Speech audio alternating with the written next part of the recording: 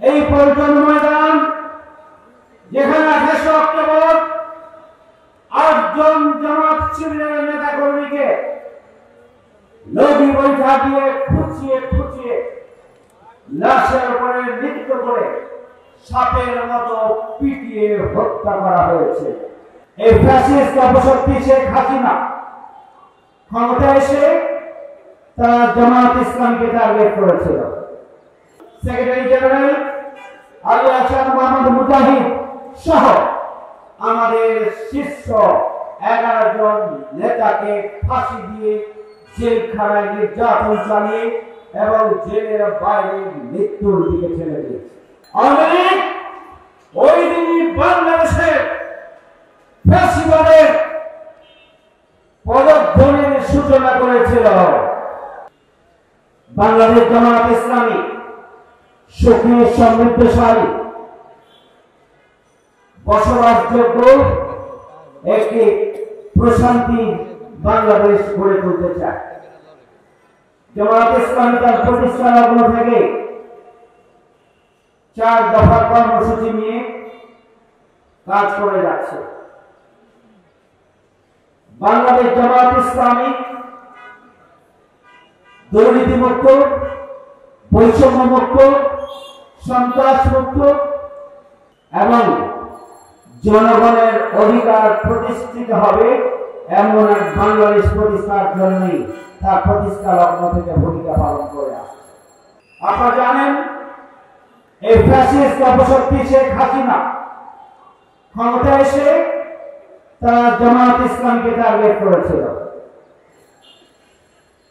তথাকথিত ট্রাইব্যুনাল গঠন করে দলীয় প্রসিকিউটর, দলীয় আইনজীবী, দলীয় বিচারক এবং সাজানো সাক্ষী দিয়ে জামাত ইসলামীর আমির জামাত মাওলানা মতিউর রহমান নিজামী, সেক্রেটারি জেনারেল আলী হাসান মোহাম্মদ মুজাহিদ সহ আমাদের শীর্ষ 11 জন নেতাকে ফাঁসি দিয়ে জেলখানায় নির্যাতন চালিয়ে এবং জেলের বাইরে মৃত্যুর দিকে ঠেলে দিয়েছে।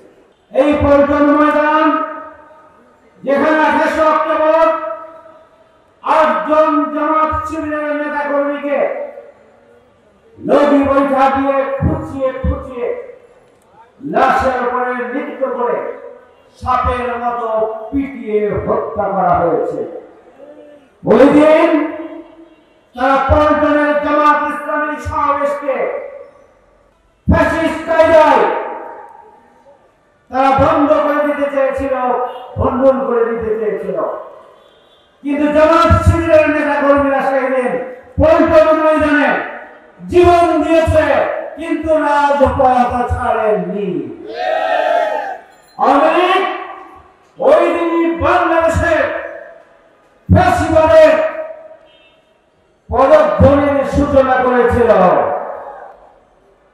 কিন্তু ওই দিন বাংলাদেশ জামাত ইসলামী ওই পল্টন ময়দানকে সুরক্ষা দেওয়ার মধ্য দিয়ে সেদিন এই মেসেজই দিয়েছিল, আমরা জীবন দিতে পারি, আমরা হতে পারি, আমরা আমাদের অস্তিত্ব বিলীন হয়ে যেতে পারে, কিন্তু আমাদেরকে নিঃশেষ করা যাবে না। আমরা সেদিন তাই ইঙ্গিত দিয়েছিলাম। দীর্ঘ 17.5 বছর পরে শেখ হাসিনা বাংলাদেশ থেকে পালিয়ে যেতে বাধ্য হয়েছেন পিছন দরজা দিয়ে লক্ষণ সেনের মতো।